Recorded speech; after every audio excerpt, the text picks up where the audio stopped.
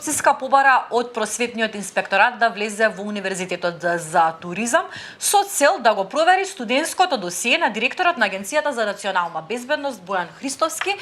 Бојан Христовски стана многу популарен откако седна на столчето на... Подобро рече, неговото образование стана многу популарно, или необразование, ќе видиме. Како е тоа, значи, прво беше новоименуваниот директор на Агенцијата за национална безбедност, АНБ, Бојан Христовски, прво беше, нели, се влечеше буквално по медиумите поради оној сомнителен сертификат за англиски јазик, а сега е спорно и неговото високо образование, односно дипломата која што тој ја добил во факултетот за туризам и менеджмент, мислам дека е целото име, дека е, не сум сигурен. Тој е таму, тој имал таму магистерска диплома, сега спорно е тоа дека он, нели, дипломирал со 240 кредити. И сега тука е полемиката дали он дипломирал со 240 кредити или со 180 кредити, нели? И сега тука има разлика во колку ќе требаат постдипломските студии. Претпоставам дека има тука некоја работа. Сега сум, нека ми просат гледачите, јас сум човек кој дипломирал многу одавна, па не ги знае вие, најдобро вие, кредит системот не му е баш познат. И сега тука би требало, нели, инспекцијата да го утврди неговото образование. Многу прашина се дигна околу овој човек. Од ВМРО ДПМН се правда дека дури беа извадени во медиумите некои лица кои што наводно му правеле, нели, некакви проблеми намерно на Бојан Христовски со цел да го дискредитираат неговото именување во Агенцијата за национална безбедност, дека тоа е еден вид на хибридна војна против Македонија. Тие луѓе до душа беа од опозицијата, као, не знам, луѓе блиски на СДСМ.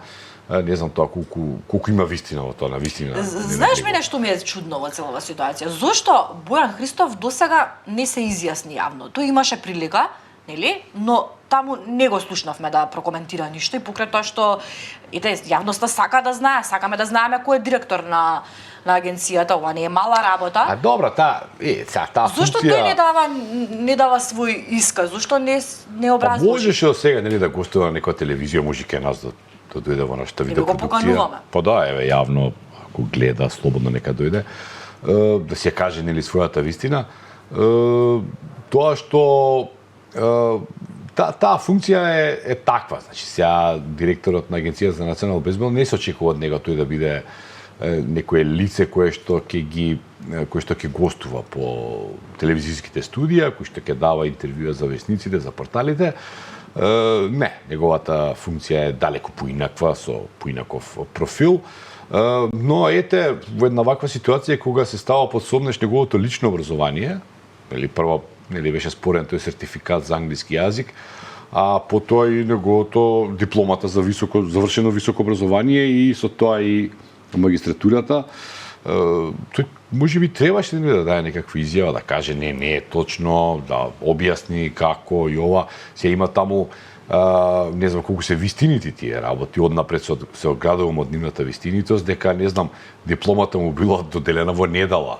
Мислам, такви има обвинувања. Да, ма сега ќе излегуваат шпекулации, затоа е добро да го слушнеме, да слушнеме. Добро е, да, но ете, можеби човекот не е реторичен, можеби не е човек вичен по да се појавува на телевизиските екрани и неговата функција не бара такви способности, нели, сега да кажеме, не смееме да му земеме за зло, доколку тој не е, нели, нешто особено речит, особено ораторски способен, дека тоа ќе му пречи во работата. Не, тоа не е точно, таму се потребни други квалификации.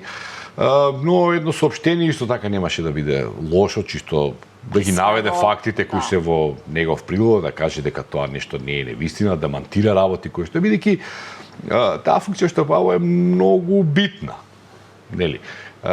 Ние тоа во секојдневниот живот не ја чувствуваме, не ги чувствуваме можеби последиците на неговата работа, но тоа е всушност и да кажеме и најбитното што треба да дојде како последица од неговата работа во Агенцијата за национална безбедност, а тоа е нели таа агенција нас да не штити, да ги спречува сите можни закани кои може да дојдат по јавниот и државниот поредок на државата, ние тоа воопшто да не знаеме, нели, да ги живееме непречено нашите животи и затоа таа агенција работи и тајно, многу работи од тие се многу од незините операции се заскриени, нели, со заскриени под велот на топ секрет, што е нормално, нели?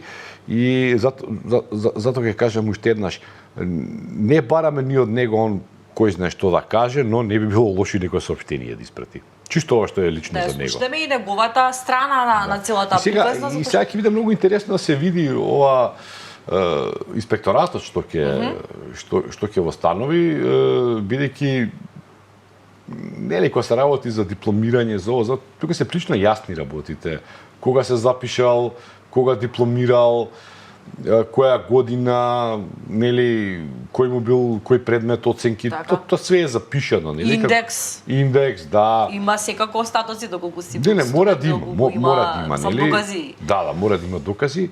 И тоа тешко се лажира, знаете. Сега ако инспекторатот инспекцијата доколку восстанови некои неправилности, тоа би било честно, нели, од негова страна си поднесе оставка и да се заврши више оваа сага околу него и на негово место да биде именуван друг човек. Претпоставувам дека Македонија има најмалце двајца луѓе кои што може да бидат таму, а доколку се е во ред, јас би предложил да се затвори сагата околу него, нели, и да се продолжи, бидејќи